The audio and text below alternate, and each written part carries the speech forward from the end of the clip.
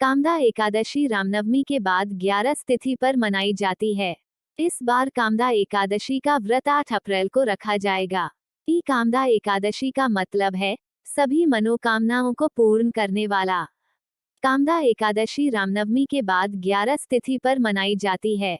इस बार कामदा एकादशी का व्रत 8 अप्रैल को रखा जाएगा। कामदा एकादशी का मतलब है सभी मनोकामनाओं को पूर्ण करने वाला। इस दिन भगवान विष्णु की पूजा की जाती है। दशमी के दिन एक ही समय भोजन करें। इस कथा का संबंध पुंडरीक से है। धर्मराज युधिष्ठिर ने भगवान कृष्ण से प्रार्थना की कि हे महाराज, अब मेरी अच्छा चैत्र मास की शुक्ल पक्ष की एकादशी के नाम, महात्म, पूजा विधान आदि के बारे में विस्तार से जानने की है। तब भगवान कृष्ण ने रहा, हे राजन, यही प्रश्न एक बार दिलीप महाराज ने महर्षि वशिष्ठ जी से किया था। वही मैं आपको सुनाता हूँ। बहुत समय पहले की बात है। रत्नपुर नगर में अनेक ऐश्वर्यों से युक्त था। रत्नपुर नगर में अनेक अप्सरा, किन्नर और गंधर्व वास करते थे। उनमें ललित और ललिता नाम पति पत्नी भी थे। पुंडरीक भोंगीपुर नगर में रहता है।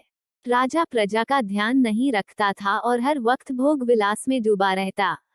ललित राजा के यहाँ संगीत सुनाता था। एक दिन राजा की सभा में ललित संगीत सुना रहा था कि तभी उसका ध्यान अपनी पत्नी की ओर चला गया और उसका स्वर बिगड़ गया। इसे देखकर राजा पुंडरीक का क्रोध 7वें आसमान पर पहुंच गया।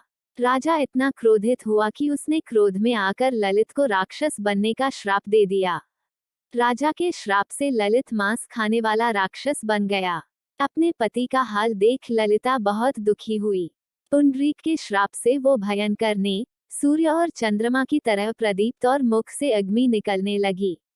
सिर के बाल पर्वत पर खड़े वृक्षों के समान और भुजाएं लंबी हो गई। शरीर 8 योजन लंबा हो गया। वह राक्षस बनकर अनेक कष्टों को भोगता हुआ जंगल में भटकने लगा। उसकी स्त्री ललिता भी उसे साथ जंगल जगनला भटक रही थी। एक दिन वो विंध्याचल पर्वत पहुंची, जहां उसे श्रृंगी ऋषि मिले। उन्होंने उसका हाल पूछा। तब ललिता ने कहा कि मेरा नाम ललिता है और राजा पुंडरीक के श्राप से मेरा पति विशालकाय राक्षस बन गया। उसने अपने पति के उद्धार का उपाय पुंडरीक से पूछा। ऋषि बोले, गंधर्व कन्या, अब कामदा एकादशी आने वाली है। अगर तू कामदा एकादशी का व्रत करके उसका पुण्य अपने पति को दे दे तो राजा का श्राप शांत हो जाएगा और तेरा पति ठीक हो जाएगा।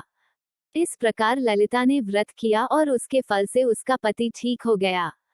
वशिष्ठ मुनि ने आगे कहा, हे राजन, इस व्रत को विधिपूर्वक करने से समस्त पापों का नाश हो जाता है। संसार में इसके बराबर कोई व्रत नहीं है। आपको कामदा एकादशी की कथा पसंद आई हो तो हमारे वीडियो को लाइक करो, शेयर करो और चैनल को सब्सक्राइब करो। धन्यवाद।